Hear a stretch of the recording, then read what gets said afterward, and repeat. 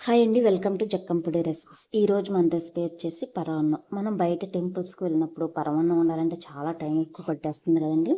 అలా కాకుండా 10 నిమిషాలు ఈజీగా పరవన్నాన్ని సింపుల్గా ఎలా రెడీ చేసుకోవాలి ఏంటనేది ఈ వీడియోలో చూపిస్తాను. చాలాసార్లు మనకి హడావుడి అయిపోతుంది కదండి టెంపుల్ దగ్గర. అంటే పూజ చేసుకోవాలి, అలాగే పరమాన్నం వండాలి, చాలా ఎక్కువ టైం పట్టేస్తూ ఉంటుంది. అలా కాకుండా సింపుల్గా ఈజీగా 10 నిమిషాల్లో పరమాన్నం అనేది రెడీ చేసేసుకోవచ్చు. ఈ చిన్న చిట్కాను ఉపయోగిస్తే సరిపోతుంది. అదేంటి ఎలాగా అనేది ఇప్పుడు మీకు చూపిస్తాను. ముందుగా గ్యాస్ వెలిగించుకొని ఒక కళాయి పెట్టుకొని అందులో పాలు యాడ్ చేసేసుకొని ఇలా గ్యాస్ పైన పెట్టేసుకోండి. మీరు కట్టెల పొయ్యి మీద చేస్తారు కదా, అక్కడ కట్టెల పొయ్యి మీద అయినా సరే ఇలా పెట్టేసుకోండి. ఇలా పెట్టేసి పాలను ఒకసారి కలిపేసుకోండి.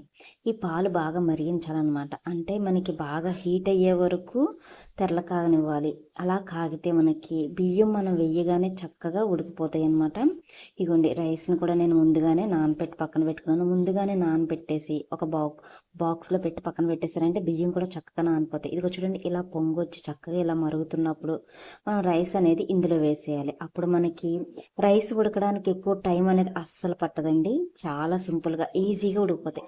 మనకి రైస్ ఉడికితే పరమాన్నం రెడీ అవ్వడానికి అంత ఎక్కువ టైం పట్టదు కదా. మనకి రైస్ ఉడకడమే కొంచెం టైం అనేది పడుతుంది. మీరు ఈ చిన్న చిట్కాను ఉపయోగించారంటే చక్కగా మనకి రైస్ అనేది ఈజీగా ఉడికిపోతాయి అన్నమాట. ఎక్కువ మరిగించిన పాలల్లో ఇలా బియ్యం అనేది యాడ్ చేసుకుంటే ఇప్పుడు ఈ బియ్యాన్ని వేసేసి గరిటె పెట్టి ఒకసారి కలిపేసుకుందాం. ఇలా కలిపేసి గ్యాస్ అనేది హై ఫ్లేమ్లో పెట్టి కలుపుకుంటూ కుక్ చేసుకోండి. చూడండి, మనకి ఒక 2 నిమిషాలకి ఇలా రెడీ అవుతుంది అనమాట. మనకి చుట్టూ వచ్చి ఈ మీగడని తీసి ఈ పాలల్లో వేసి చక్కగా కుక్ చేసుకుంటే మనకి టేస్ట్ అనేది ఇంకా బాగుంటుంది. మనం నెయ్యి కూడా యాడ్ చేసే పని లేదు. నెయ్యి యాడ్ చేసుకోవాలంటే యాడ్ చేసుకోండి. అలాగే ఇలాచీ వచ్చి ఒక 2 దంచి యాడ్ చేసుకోండి.